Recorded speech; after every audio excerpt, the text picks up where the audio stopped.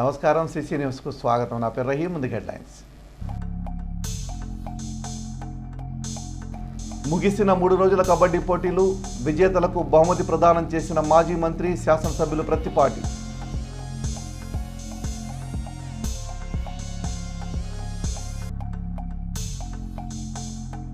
తూర్పు మాలేపల్లిలో జరుగుతున్న 3వ రోజు కబడ్డీ పోటీలు ప్రారంభించిన మర్రి రాజశేఖర్. క్రీడాకారులతో కాసేపు కబడ్డీ ఆడిన మర్రి.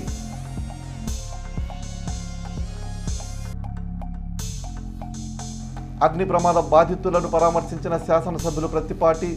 ప్రభుత్వం తరపున సాయం అందిస్తామని భరోసా.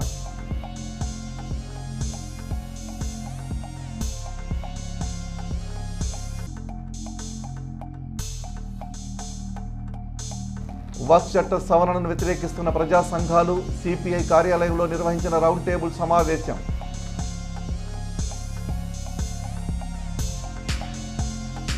పట్టణంలోని భావనర్షినగర్లో జరిగిన అగ్ని ప్రమాదంలో గాయాల పాలై ఆసుపత్రిలో చికిత్స పొందుతున్న బాధితుడు చిన్నం ఆదిబాబుని మాజీ మంత్రి, శాసనసభ్యులు ప్రత్తిపాటి పుల్లారావు గురువారం పరామర్శించారు.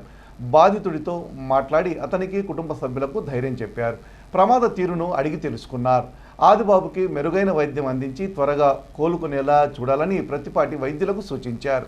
ప్రభుత్వం తరపున సాయం అందేలా చూస్తామని కుటుంబ సభ్యులకు భరోసా ఇచ్చారు.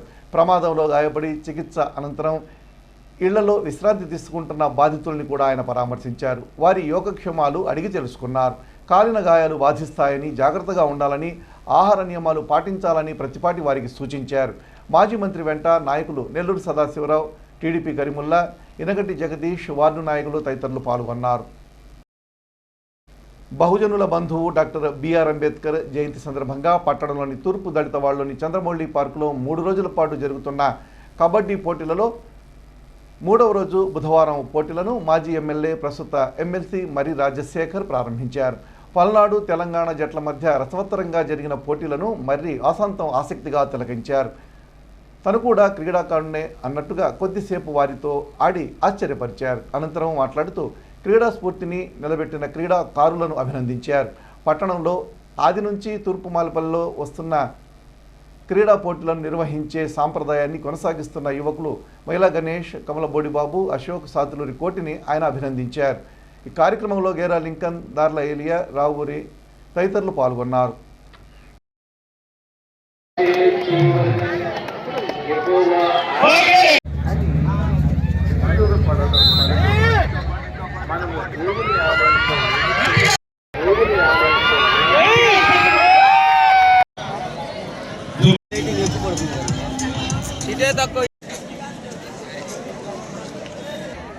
రాష్ట్ర స్థాయి కబడ్డీ టోర్నమెంట్ని కమిటీ వారు నిర్వహిస్తూ ఉన్నారు. ఇక్కడ చాలా అద్భుతంగా ఆడుతూ ఉన్నారు. గడిచిన 3 రోజులుగా ఈ కార్యక్రమాన్ని ఆటంకుని ప్రశాంతమైనటువంటి వాతావరణంలో ప్రజలందరి సమక్షంలో ఈ కార్యక్రమాన్ని చాలా బాగా నిర్వహిస్తూ ఇక్కడికి వచ్చినటువంటి మిత్రులందరూ కూడా, ఆటగాళ్ళందరినీ కూడా, క్రీడాకారులందరినీ కూడా ప్రోత్సహిస్తూ చాలా చక్కగా ఆటలు నిర్వహిస్తూ ఉన్నారు.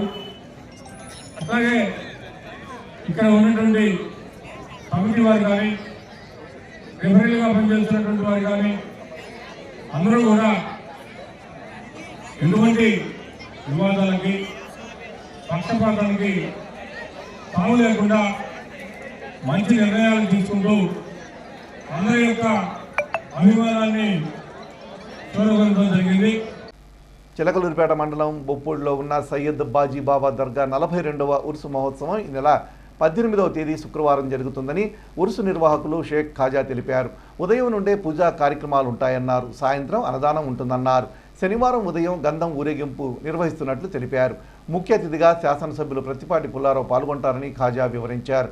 భక్తులు విరివిగా పాల్గొనాలని వారు కోరారు. ఈ కార్యక్రమంలో పలువురు దర్గా కమిటీ పెద్దలు ఉన్నారు.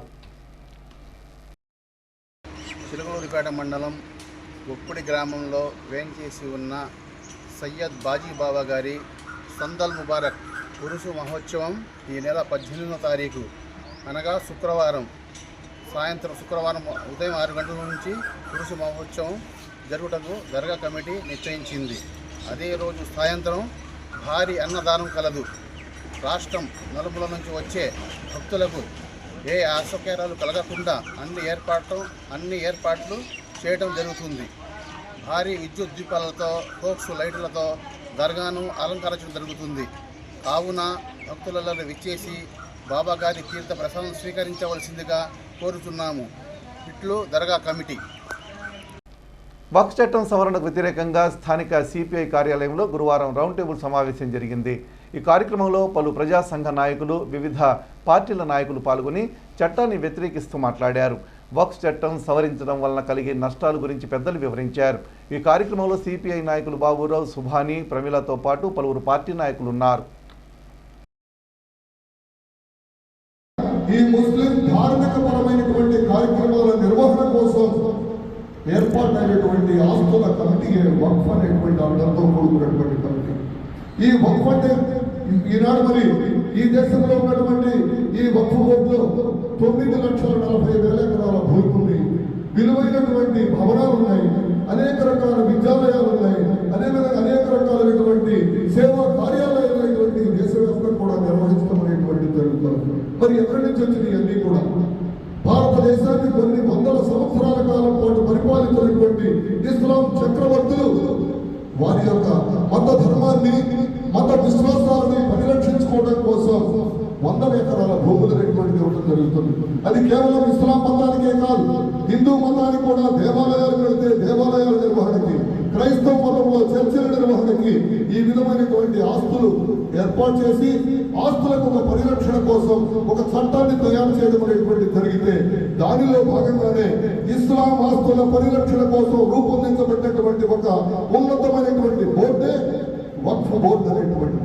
ఈ వక్ఫ్ బోర్డు చట్టానికి మరి ఎందుకు సవరణలు తీసుకురావాల్సి వచ్చింది అనేటువంటిది కూడా ఆలోచించవలసినటువంటి అవసరం ఉంది. 1930 ప్రాంతంలో ప్రారంభమై 2013లో కూడా అనేక సవరణలతోటి ఈ యొక్క వక్ఫ్ ఆస్తులు కాపాడబడడానికి అలాంటి లౌకికవాద ప్రభుత్వమైనటువంటి భారత జాతీయ కాంగ్రెస్ పార్టీ అంకిత భావంతో మరి రాజ్యాంగబద్ధంగా ఏ మత విశ్వాసాలలోకి, ఏ మతానికి సంబంధించినటువంటి అంశాలలోకి మరి ప్రభుత్వపరమైనటువంటి జోక్యం అవసరం లేదనేటువంటి ఆలోచనతోటి ఆ చట్టానికి అనేక రకాలైనటువంటి సవరణలు తీసుకొచ్చి వాటిని బలోపేతం చేస్తే ఈనాడు అధికారంలోకి వచ్చినటువంటి భారతీయ జనతా పార్టీ పాలకులు మతోన్మాదాన్ని గుండెల నిండా నింపుకొని ఈ దేశంలో ఉన్నటువంటి మైనారిటీల మొత్తాన్ని కూడా బలహీనపరచాలి అంటే మొట్టమొదటి ఆర్థిక మూలాల మీద దెబ్బ కొట్టాలి. कभी इसके ऊपर कभी उसके ऊपर, लेकिन हमारे अक्सर हिंदुस्तान अल्हम्दुलिल्लाह अभी भी सेक्युलर वाले हैं और जब तक रहेंगे तो हिंदुस्तान तरक्की करता जाए. खास करके हमारे CPI है पार्टी, CPM पार्टी है और हमारे कांग्रेस पार्टी है और दूसरी बहुत सारी पार्टियाँ हैं. हर पार्टी में भी अल्हम्दुलिल्लाह सेक्युलर वाले हैं, तो यहाँ पर जमा होने बहुत खुशी की बात है. खास करके एक मैसेज आप लोगों को देने का है कि इतवार के दिन वक्फ बोर्ड के ताल्लुक से आप सबको मालूम है वक्फ बोर्ड का जो मसला है बिल पास होकर आया, उसके खिलाफ पूरे भारत में रैलियाँ वगैरह धरना एहतजाज चल रहे हैं. हमारे पास भी इतवार के दिन सुबह 8 बजे अर्ली मॉर्निंग 8 बजे जो है कला मंदिर सेंटर के पास से रैली निकलेगी. तो आप सब हजरात से भी हमारी एक रिक्वेस्ट दरख्वास्त है कि आप सब जो है आकर हमारे भारत के होने का सबूत दे, बहुत बड़ा फायदा हो. इतवार के दिन 8 बजे वहाँ कलामंदिर सेंटर के पास से रैली निकलकर फिर हमारे पास ऑफिस में आकर मेमोरेंडम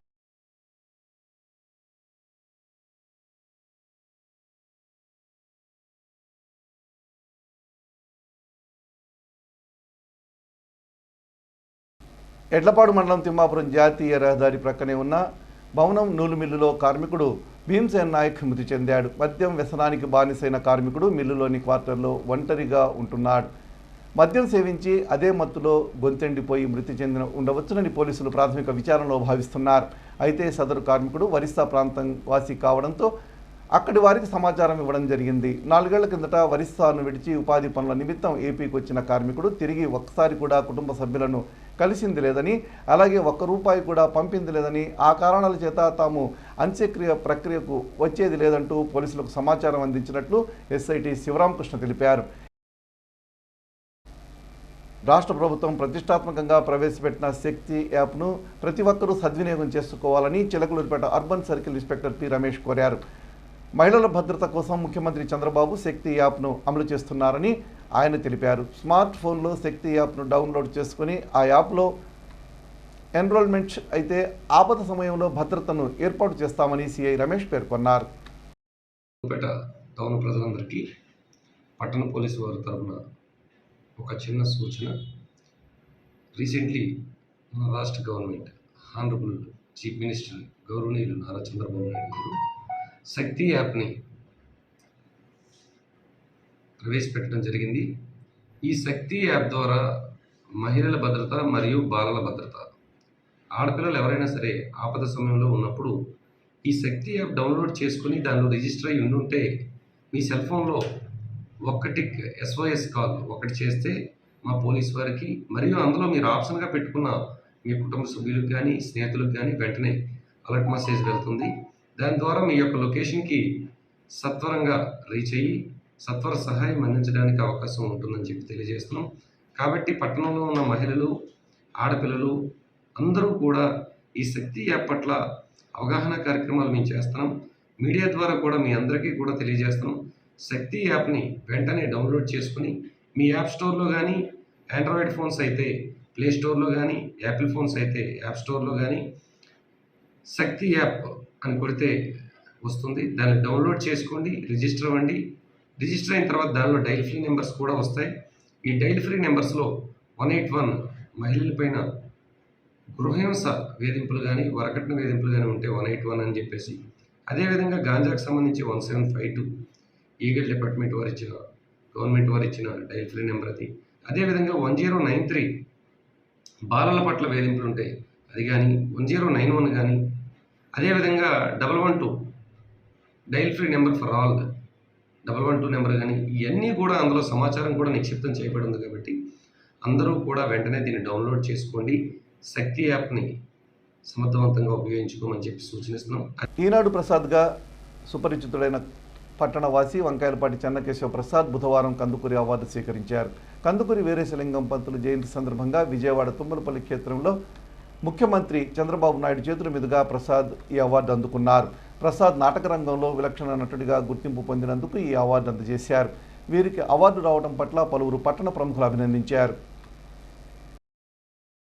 పట్టణంలోని సుబ్బయ్య తోటలో ఉన్న ప్రముఖ ఆధ్యాత్మిక సామాజిక సేవా సంస్థ శ్రీ దత్తసాయి అన్నదాన సమాజం మరియు జై సాయి ట్రస్ట్ ఆధ్వర్యంలో వేంచేసి ఉన్న శ్రీ దత్తసాయి సన్నిధిలో ఈరోజు గురువారాన్ని పురస్కరించుకొని శ్రీ దత్తాత్రేయ స్వామి వారికి ప్రత్యేక అభిషేకార్చన పూజా కార్యక్రమాలు జరిగాయి. అనంతరం భక్తులకు దాతల సహాయ సహకారాలతో అన్న సంతర్పణ కార్యక్రమం నిర్వహించారు.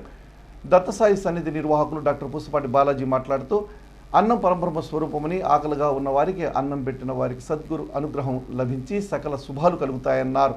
దత్తసాయి సన్నిధిలో జరిగే అన్న సంతర్పణ కార్యక్రమానికి భక్తులు తమ వంతు సహాయ సహకారాలు అందించాలన్నారు. ఈ కార్యక్రమంలో పట్టణ ఆర్యవైశ్య ప్రముఖులు కొత్తూరి హనుమంతరావు, అయినవోలు హనుమంతరావు, మహిళా భక్తులు పాల్గొన్నారు. నాదెళ్ల మండలం గణపవరంలోని అచల దాసునాయన మఠం వద్ద జరుగుతున్న స్వామివారి ఆరాధనోత్సవాల్లో భాగంగా గురువారం 2వ రోజున గీతాపారాయణం కార్యక్రమం నిర్వహించారు. భక్తులు విరివిగా పాల్గొని దాసునాయన్ను భక్తి శ్రద్ధలతో పూజించారు. అనంతరం అన్నదానం జరిగింది. ఈ సందర్భంగా మఠాధిపతి కటారు దాసునాయన మాట్లాడుతూ, శుక్రవారం ఆధ్యాత్మిక ప్రసంగాలు ఉంటాయన్నారు. అలాగే గురువులకు పాదపూజ ఉంటుందని పేర్కొన్నారు. మధ్యాహ్నం 5,000 మందికి అన్నదానం ఏర్పాటు చేసినట్టు వివరించారు. ఈ కార్యక్రమంలో పలువురు భక్తులున్నారు. మన అచలదాసునాయన మఠంలో ఈరోజు కార్యక్రమం గీతాపారాయణము చదివిన మహానుభావుడు గోడపాడు బలరామయ్య గారు ఈ చదవటానికి ఇచ్చేసినారు. వారు వచ్చినందుకు వారికి మా సేవా సంఘం తరఫున ధన్యవాదాలు తెలియజేసుకుంటున్నాను. ఇక్కడికి వచ్చిన భక్తులందరికీ కూడా పేరున శిరస్సు వచ్చి వాళ్ళ కాళ్ళకి నమస్కారాలు చేస్తున్నాను, పాదాభివందనకు చేయిస్తున్నాను, పాదపద్మకు నమస్కారాలు తెలియజేసుకుంటున్నాను. ఇంకా మరిన్ని కార్యక్రమాలు ఈ మఠంలో ఇంకా కార్యక్రమాలు జరగదు. రేపు 18/4/2025 శుక్రవారము ఆరాధనోత్సవం 86వ వార్షిక ఆరాధనోత్సవాలు ఉదయం నుంచి సాయంత్రం వరకు గురువులు ఉపన్యాసాలు, ప్రవచనాలు, మరి అన్నదాన కార్యక్రమం పెద్ద ఎత్తున జరపబడుతున్నది. కావున భక్తులందరూ ఈ కార్యక్రమంలో పాల్గొని ఆ గురు కటాక్షం పొందవలసిందిగా మనవి చేసుకుంటున్నాను. ఎస్సీ ఉపకులాలలో ఎవరికి నష్టం జరగకుండా వర్గీకరణ చేస్తున్న ముఖ్యమంత్రి చంద్రబాబుకు స్థానిక ఎస్సీ నాయకులు, మాజీ కౌన్సిలర్, మాజీ ఎస్సీ కార్పొరేషన్ డైరెక్టర్, టీడీపీ రాష్ట్ర కార్యదర్శి ఎనకంటి జగదీష్ అభినందనలు తెలిపారు. గురువారం పార్టీ కార్యాలయంలో జరిగిన పాత్రికేయుల సమావేశంలో వారు మాట్లాడారు. ముఖ్యమంత్రి చంద్రబాబు చెప్పినట్టుగానే దళితులను ఐక్యపరుస్తున్నారని, ఇందుకు నిదర్శనం వర్గీకరణ చేయడమే అన్నారు. ఈ సమావేశంలో జనరాజుపల్లి ఎస్ఐ రవి, మిట్టపాలెం శివ తదితరులు పాల్గొన్నారు. సోదరులారా, రాష్ట్రంలో కూటమి ప్రభుత్వం చంద్రబాబు గారి ద్వారాగా దళితులకు మేలు జరుగుతుందన్నది ముందుగా ఊహించినట్టుగానే మొన్న కూటమి ప్రభుత్వం రుజువు చేసినది. 2024 డిసెంబర్ 15న ఎస్సీలందరినీ సమన్వయంతో వాళ్ళందరికీ రాజ్యాంగం అమలుపరిచిన రిజర్వేషన్ ఫలాలను సమన్వయంతో పంచాలనే సదుద్దేశంతో రంజన్ మిశ్రాని మన రాష్ట్రంలో 13 ఉమ్మడి జిల్లాల్లో తిప్పి మరి రంజన్ మిశ్రా ద్వారాగా వారు ఇచ్చిన నివేదిక ఆంధ్రప్రదేశ్ ప్రధాన కార్యదర్శి అయిన విజయానంద గారికి సమర్పించారు. వారు దాన్ని దృష్టిలో పెట్టుకొని సుప్రీంకోర్టు ఆదేశాలను దృష్టిలో పెట్టుకొని చంద్రబాబు గారు ఎస్సీ వర్గీకరణను ఏబీసీలుగా విభజించడం జరిగినది. ఏలో రెల్లితో 12 కులాలు, మరి బిలో మాదిగలతో 18 కులాలు, సిలో మాలలతో 29 కులాలను ఉపకులాలను విభజించడం జరిగినది. అలానే మాలా మాదిగల ఐక్యత కోసం మరి 200 మందిని రోస్టర్గా వాళ్ళందరి చేత ఎంక్వైరీ తీసి ఒక 100లో 1% రెల్లికి, 6% మాదిగలకు, 88% మాలలకు ఇవ్వడం జరిగినది. రెండో 100లో 1% రెల్లికి, 7% మాదిగలకి, అలానే 7% మాలలకు ఇవ్వటం జరిగినది. ఈ రకంగా ఎస్సీలోని సమన్వయం కోసం చంద్రబాబు గారు వారినందరినీ దృష్టిలో పెట్టుకొని ఎవరికి ఇబ్బంది కలగకుండా ఎస్సీలని హక్కును చేర్చుకుంటం కోసం వారిలో వివాదం లేకుండా మాకు అన్యాయం జరిగినది అనే విభేదం లేకుండా సమన్వయం చేయటంలో చంద్రబాబు గారు కానీ ఎన్డీఏ కూటమి బాగా సఫలీకృతమయ్యారని చెప్పడంలో మేము ఎంతో ఆనందంగా చెప్పుతున్నాం. గత 3 రోజులుగా తూర్పుమాలపల్లె చంద్రమౌళి పార్కులో జరుగుతున్న అంబేద్కర్ జయంతి సందర్భంగా నిర్వహించిన 2 రాష్ట్రాల జాతీయ స్థాయి కబడ్డీ పోటీలు బుధవారం రాత్రి ముగిశాయి. మాజీ మంత్రి, స్థానిక శాసనసభ్యులు ప్రత్తిపాటి పుల్లారావు ముఖ్య అతిథిగా పాల్గొని విజేతలకు బహుమతి ప్రదానం చేశారు. ఈ సందర్భంగా పుల్లారావు మాట్లాడుతూ యువతకు ఆదర్శంగా నిలుస్తున్న తూర్పుమాలపల్లె యువకులను ఆయన అభినందించారు. ఎంతో ఖర్చుతో కూడుకున్న ఈ పోటీలను ఎలాంటి అంతరాయం లేకుండా విజయవంతంగా పూర్తి చేశారన్నారు. ఈ కార్యక్రమంలో కందుల రమణ, గంగా శ్రేణితో పాటు పలువురు నాయకులు, కార్యకర్తలు పాల్గొన్నారు.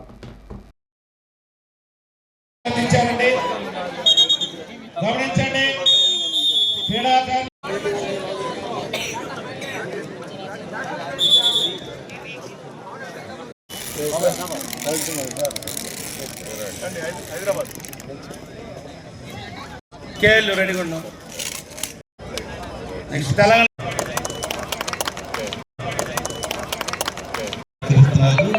రాజుగారు ఏఎండీలో పనిచేస్తున్నారు. ప్రస్తుతం మన రాష్ట్రం తరఫున ఎన్నో దానికన్నా బ్రహ్మాండంగా 3 రోజులు కబడ్డీ పోటీలు నిర్వహించి జాతీయ స్థాయిలో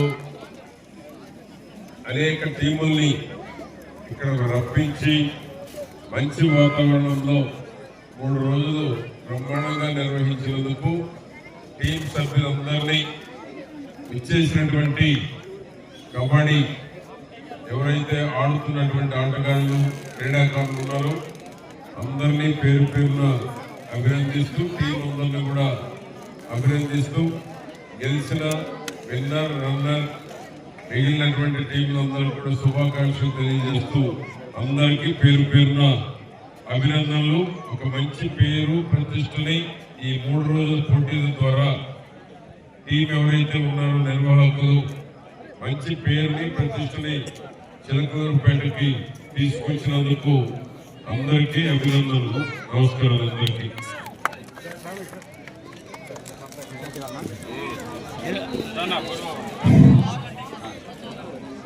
CC న్యూస్ ఇంతటితో సమాప్తం. తిరిగి మరో బులెటిన్లో మళ్ళీ కలుద్దాం. అంతవరకు సెలవు. నమస్కారం.